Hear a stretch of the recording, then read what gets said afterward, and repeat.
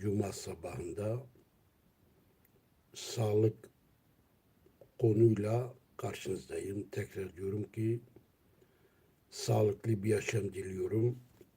Allah sizi sağlıktan ayrılmasın. Her şeyin başı sağlıktır. Bugünkü sağlık konumuz öksürük ve hemoptizi. Hemoptizi nedir? Öksürük nedir? Onu size anlatacağım. Evvela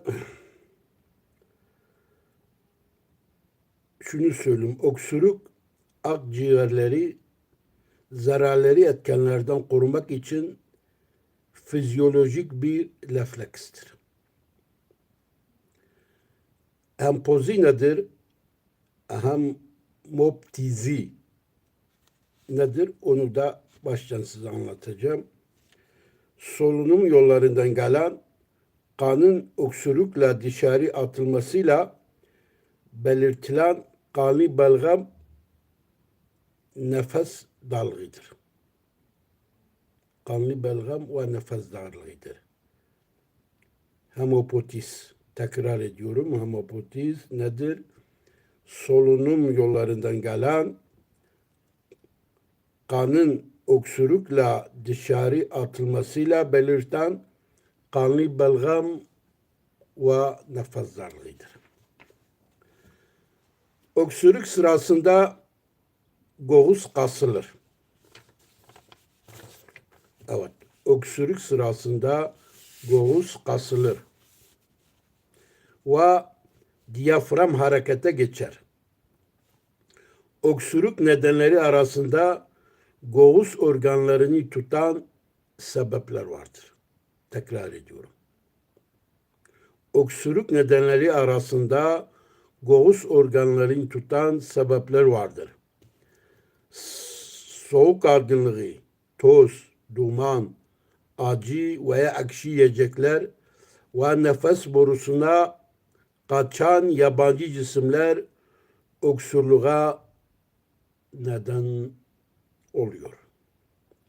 Vücut tarafından salgının ve nefes borusundan aşağı doğru akan sıvılar da öksürüğe neden olur. Tekrar ediyorum.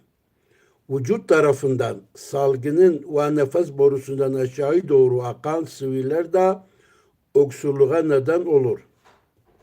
Akciğer, diyafram ve boğazda oluşan tıkanıklıklar ve kitler öksürüğe neden olur.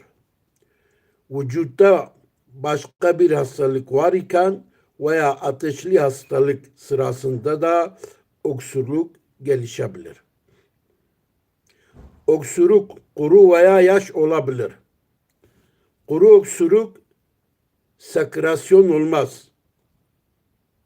Sekrasyon olmaz. Sekrasyon nedir? Sekrasyon bir bez hücre tarafından üretilen gözyaşı, safra, idrar ve hormon gibi balgam tükürük salgılanmasını vücuda dışarı salma sürecine sekrasyon denir. Göğüste akut apaseler başlangıçta kuru öksürüğe neden olabilir. Tekrar ediyorum. Göğüste akut ani hastalıklar. Apaseler başlangıçta kuru öksürüğe neden olabilir. Ancak apase olgunlaşınca öksürük şekli bazı karaciğer ve dalak kitleleri de öksürüğe neden olur. Aşırı öksürük çoğunlukla hemopotiz ile sonuçlanır. Evet. Tekrar ediyorum. Aşırı öksürük çoğunlukla hemopotize ile sonuçlanabilir. Kış ve ilkbahar aylarında öksürük daha fazla olur. Mide veya karaciğer hastalıkları sırasında öksürük gelişebilir. Böyle bir durumlarda ilgili organa ait belirtiler bulunur. Şimdi arkadaşlar tekrar ediyorum. Biz ne dedik? Aşırı öksürük çoğunlukla hemoptiz ile sonuçlanabilir. Hemoptiz nedir? Başta söyledim. Bir daha söyleyeceğim. Hemoptiz solunum yollarından gelen kanın öksürükle dışarı atılmasıyla belirten kanlı veya balgam ve nefes darlığıdır. Bir de apasa olabiliyor diyor. Apasa nedir? Onu da size söyleyeceğim. Apasa kızarık ve ısı apasa çevresinde deri ve doku kızarır ve iltihap nedeniyle normalde daha sıcak hissedilir. Buna apasa denilir. Hemoptizi kan ağızdan, boğazdan veya nefes borusundan gelebilir. Bazen kusma ile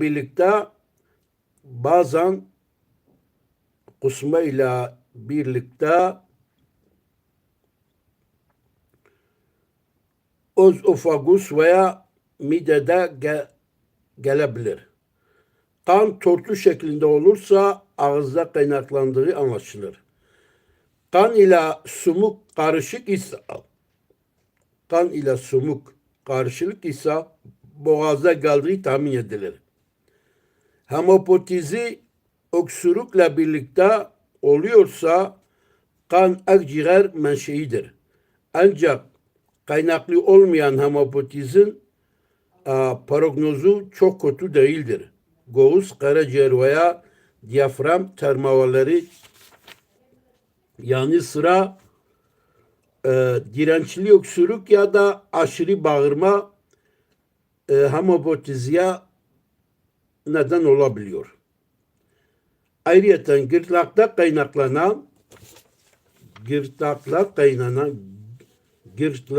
kaynaklanan hemoptizide fazla öksürük olmaz. Ancak daha gerilerde kaynaklanan hemoptizilerde öksürük fazla olur.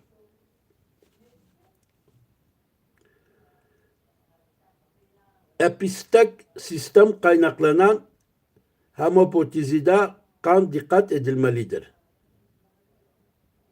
Epistaksist yani tıpta kullanılan bir kelimedir. Türkçe değil, İngilizce değil, Arapça değildir. Epistaksist nedir? Başta onu söyleyeyim.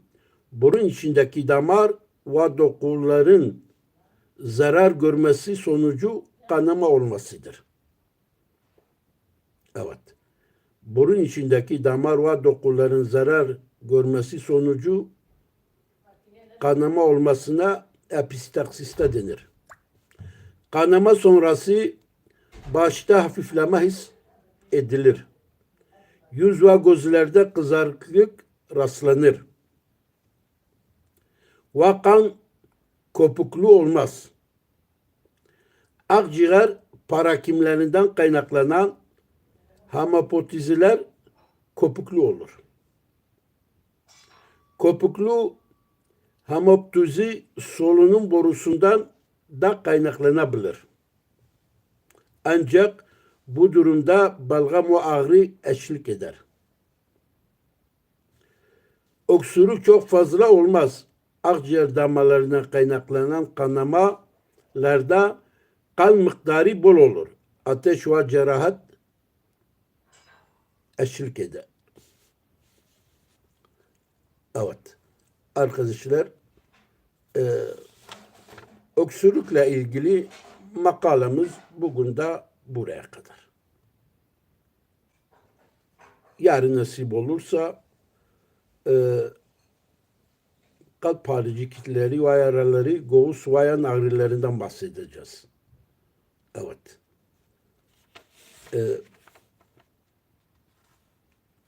Göğüs akciğer konusu uzundur. Birkaç gün ancak bu konuyu bitirebiliriz. Hadi sağlıcakla kalın. Kendinize iyi bakın. Rabbim sağlıklı bir yaşam versin inşallah.